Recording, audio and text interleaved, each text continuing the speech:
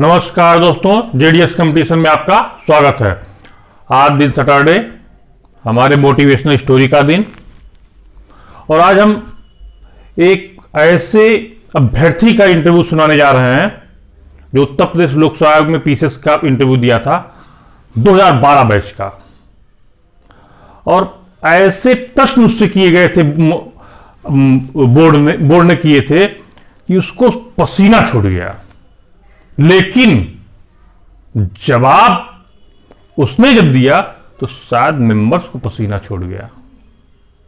शुरुआत में तो भाई अभ्यर्थी जब प्रश्न सुना तो थोड़ा सा सहमा, घबराया, बहुत ही बेहतरीन उत्तर दिया उसने, निसंदेह काबिले तारीफ। आप लोग भी सुनिए, संभवतः आप लोगों को पसंद जरूर आएगा।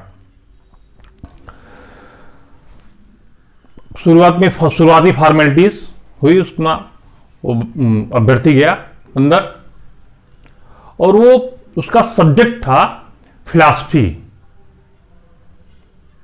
बोर्ड के सामने गया, सबको अभिवादन किया, बैठने के लिए बोर्ड ने कहा बैठा। फिलॉसफी से संबंधित उससे कुछ प्रश्न पूछे गए।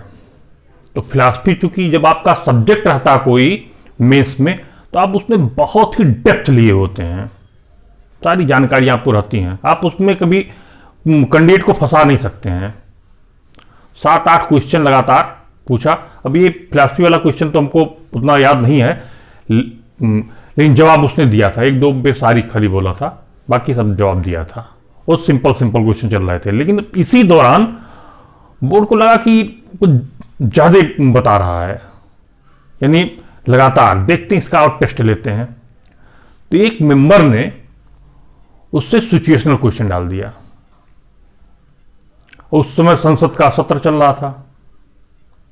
का मान लीजिए, आपने महाभारत देखी होगी क्या? जी सर। कि मान लीजिए महाभारत का यक्ष जो है वो कल संसद भवन जाता है।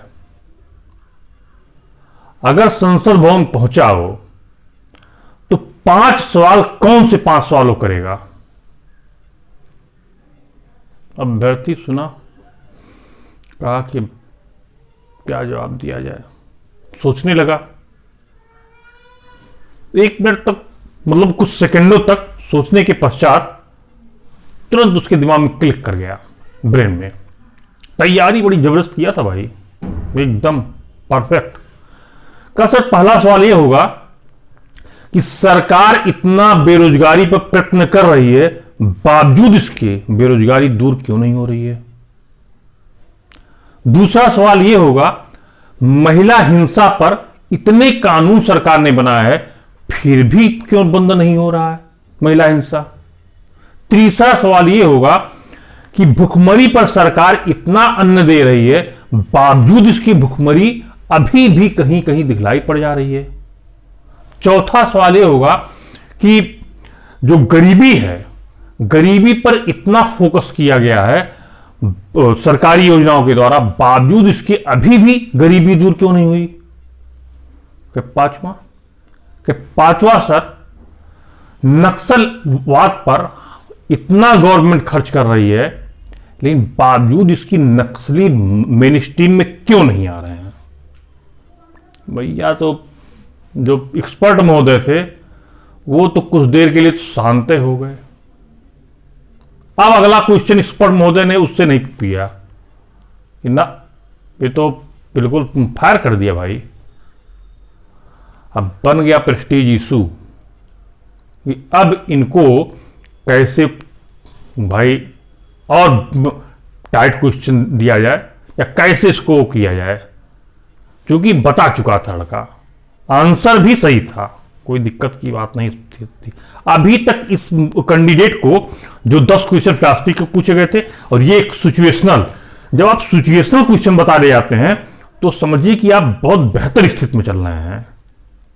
तो पहले आपके सब्जेक्ट से क्वेश्चन पूछा गया, सिचुएशनल डाल दिया गया। अब चेयरमैन महोदय फिर उसको अपने हाथ में लिए। फिलॉसफी पे तो पकड़ थी ही इसकी। चेयरमैन का एक बहुत फेवरेट उसमें नाम जानता हूं उस बोर्ड का, डिस्क्लोज नहीं करना चाहता, बहुत फेवरेट क्वेश्चन था। अब सुनिए उनका क्वेश्चन।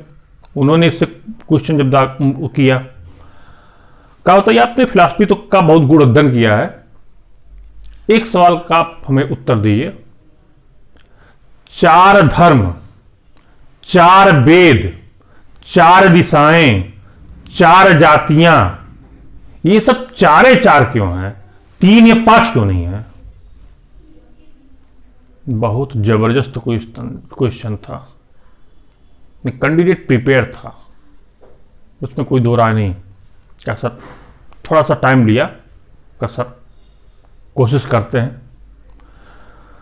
कहने लगा, कहा सर पहली बात तो ये मैं आपको बता दूं, ये जो 4 शब्द है, ये 4 शब्द हिंदू धर्म से लिया गया है, और हिंदू धर्म के एकमात्र देवता भगवान कृष्ण, जिन्होंने सिर्फ वही एक ऐसे देवता जिन्होंने अपने आप को भगवान कहा है, बाकी किसी भी देवता ने अपने आप को भगवान नहीं कहा है। और उन्होंने भगवत गीता की रचना की। भगवत गीता उन्हीं के मुखार बिंदुओं से निकला हुआ है, और उस भगवत गीता में उनको चतुर्भुज कहा गया है, अर्थात 4 भुजाओं वाले। और सर ये 4 वहीं से लिया गया है और कहीं से नहीं लिया गया है। चेयरमैन महोदय तो कुछ देर के लिए तो अवाक रह गए, कोई बोल ही ना पाए। लेकिन चूंकि उसने जो लॉजिक दिया था, वो लॉजिक बड़ा जबरदस्त था। अब कोई उस पर काउंटर क्वेश्चन ही नहीं बन रहा था, क्योंकि जब भी ऐसे प्रश्न आपके सामने आते हैं, इसका कहीं कोई आंसर नहीं है। बस आपको यह देखना होता कि आप जो लॉजिक दे रहे हैं वो कितना सटीक उस पर बैठता है। फिलहाल सारे बोर्ड के मेंबर इस कैंडिडेट से बहुत ही संतुष्ट हुए, क्योंकि इसने जो ये 2 सवाल बताए थे, ये आंसर दिए थे, काबिले तारीफ आंसर था, और इसको अधिकतम नंबर दिया था इंटरव्यू में। लड़का सिलेक्ट हुआ, ऊपर के रैंक में नहीं हुआ था, लेकिन सिलेक्ट हुआ था लड़का। आज इस इंटरव्यू के साथ वही मोटिवेशनल स्टोरी यहीं तक फिनिश करते हैं।